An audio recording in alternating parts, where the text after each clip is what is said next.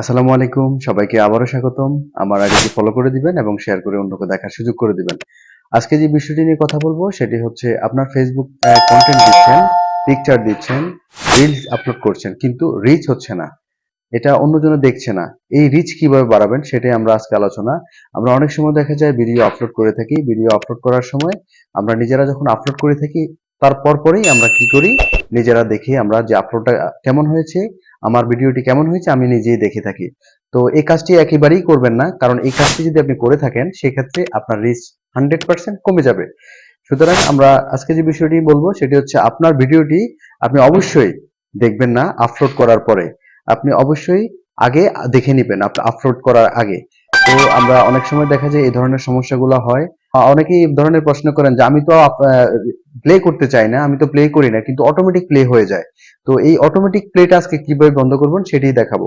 চলুন দেখা যাক।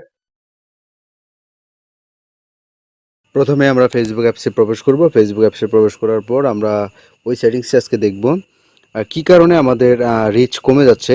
এরপর আমরা থ্রি লাইন অফ যে অপশনটি রয়েছে সেখানে প্রবেশ করব। এরপরে আমরা এখানে আবারও সেটিংস আইকনটি রয়েছে সেটিংস আইকনসে প্রবেশ করব। প্রবেশ করার পর আমরা এখানে ফেস সেটিংস নামক কথাটি রয়েছে, প্রথমে ফেস সেটিংসে চলে যাবেন। যাওয়ার পর এখানে আমরা একটু স্ক্রল করে নিচে আসব। স্ক্রল করে নিচে আসার পর এখানে দেখতে পাবেন মিডিয়া মিডিয়া যে অপশনটি রয়েছে, মিডিয়া অ্যান্ড কন্ট্যাক্ট, এটিতে প্রবেশ করব। মিডিয়া অ্যান্ড কন্ট্যাক্টে প্রবেশ করব। এখানে প্রবেশ করার পর আমরা এখান থেকে দেখতে পাবো হচ্ছে যে অটো প্লে যে সেটিংসটি রয়েছে অটো প্লে, এই অটো প্লে গিয়ে আপনারা প্রবেশ করবেন।